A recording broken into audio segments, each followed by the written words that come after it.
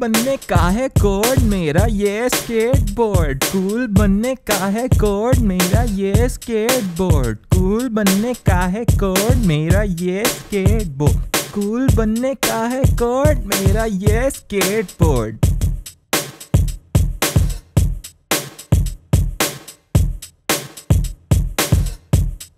लड़कियां करती हैं ड्रूल देख के मैं हूँ कितना कूल। लड़की देखे फिजिट स्पिनर मैं ले जाऊं उसको dinner.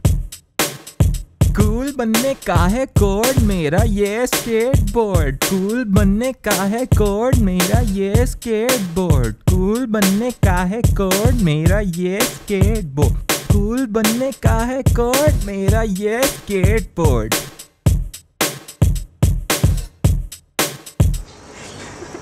What perfect timing though, we should keep this in the short. I'll probably keep you saying we should keep this in the short as well, and probably keep me saying we should keep you saying we should keep this in the short. Basically this whole...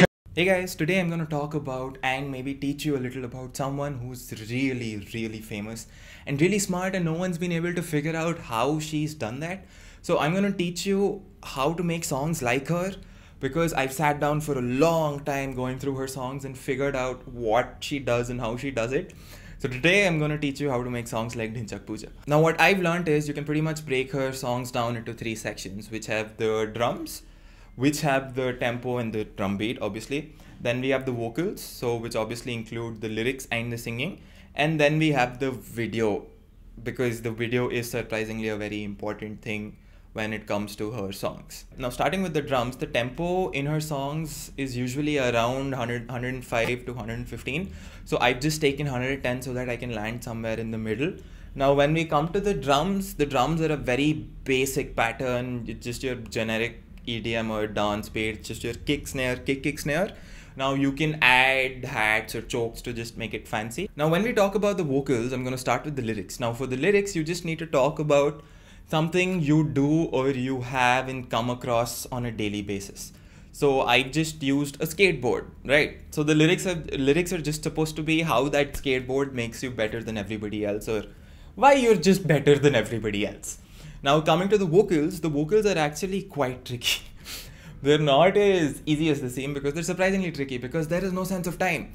Which actually makes it easier, because what you need to do is you don't have a click track, you don't have any tempo. All you need to do is pick up a mic, hit record, and just start singing. You don't need to have any sense of time, just start singing, and that's pretty much it. Now the video is just as important as any other part of her song, because for some reason that just works for her. And what I've noticed is for the video, you don't even need a fancy camera. You can just get a friend to hold the camera, because most of her shots are handheld and they shake around quite a bit, but that's fine. And you need a lot of people who just stand in the video and just look cool and do. Now if you don't have friends, you pretty much just need a tripod and just set it up, go outside and film it. You can pay someone to be in your video with food or something, they just need to act cool. Now the last thing I want to touch upon is the editing of the song itself, because the vocals have no semblance of any time, but the drums do follow a tempo. So what you need to do is you just need to export a loop of the beat you've made. Now after that, just copy paste it with the vocals, and whenever you think your vocals are going way out of time, you just cut the beat wherever you think you're going way out of time and just copy paste the entire beat again. The name of the song will always be just the chorus. Yeah, so that was pretty much it. It's not that hard. If you liked it, please like, share, and or subscribe. And if you want me to make more of these kind of videos breaking down some simple structures, I could do that. Just comment down below what you would want to see next. And yeah, Mamadala. Subscribe!